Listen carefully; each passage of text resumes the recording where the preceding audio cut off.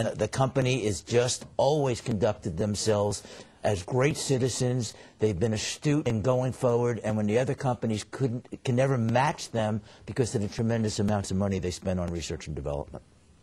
One of the transactions that I don't invest in at the moment, but clearly I credit them with maybe an outsized potential return, would be the InBev AB acquisition by Interbrew. Right.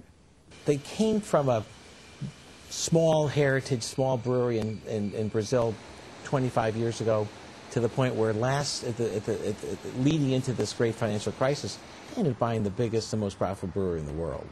And it was a series of transactions that led them to the point, and what they acquired is probably susceptible to being extremely better managed. I think one of the best purchases that we made during the collapse was in a Swiss company called Richemont. And Richemont's stock went down a lot. There was tremendous fear that no one would ever again want jewelry or watches. And you could take the value of the cash and the inventory, and you were setting this business up, if you at all normalized the valuation, at an incredibly cheap price. And I think what has made this period of time so unique, and it's still the case, because so many of these super quality franchises or other assets still are cheap, because most people are in hiding. They don't want to own equities. And the big opportunity, I think, today is owning equities in these fabulous global companies. I mean, I do want to just spend a little bit of time on Warren Buffett. And let's just start off with the deal, that made the headlines all last year, which was, his purchase of Burlington. Was that a true value deal?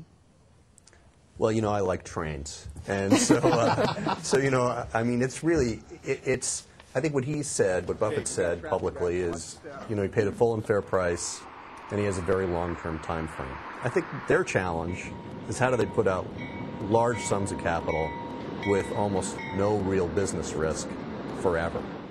And I think from that perspective, it's fine, but it's a full price. Examined in the context of Berkshire, they already had a $12 billion equity holding in Burlington. And over a long period of time, one of their risks would have been that Burlington over time would have been managed by a less able management team with improper incentives. But by bringing it in-house, one, he was able to commit $30 billion extra dollars. He actually got himself listed in a way that would allow him to enter the S&P 500 through this transaction, ironically. So that had an independent value to him. But mainly it meant that for the rest of time, Burlington could be managed with the proper incentives. They could invest where it was important to invest, and they didn't have to follow the siren song of Wall Street. He wanted to absorb cash. He's getting on in age, and his cash was generating 1% and 2%. Here he could buy a corporate icon, and he used his money, and there's no doubt about it. There's a wide moat around Burlington Northern. Of course, unless there's another mode of transportation some 10 or 12 years down the road. But it was not the typical Buffett undervalued security that he picked up. He paid a hefty price, but I think he felt he did the right thing, and I'm not sure that I could argue with him because he did increase the yield to Berkshire Hathaway. I was really shocked by that deal. This is a case where the reinvestment exceeds the depreciation and has for years. The miles of track is actually shrinking. He's not going to be expanding the footprint of the business. His one hope in this is that oil prices go up because it's 420th of a gallon of diesel per ton mile on the rails and 180th for the trucks. He'll get a big margin because his competitors' costs will go up. But, I mean, I like to think that I have learned a huge amount from him. And I think one of the things I learned was his idea that you have 20 ticket punches. And you really want to wait for a fat pitch. And the thing is that in March of 2009, there were fat pitches coming at your head all over. So you're saying he missed out? When those 20-year opportunities, 20 lifetime opportunities were available, he did some of them. He did Goldman Sachs and he did GE, which were fabulous investments, although my sense is they came to him. And the chance came in March of 2009, and his idea is to buy Burlington Northern. He must love trains like David. When we return, limiting risk in value investing. How do you avoid the Enrons, the Lehmans, and AIGs lurking in the financial world? Stay with us.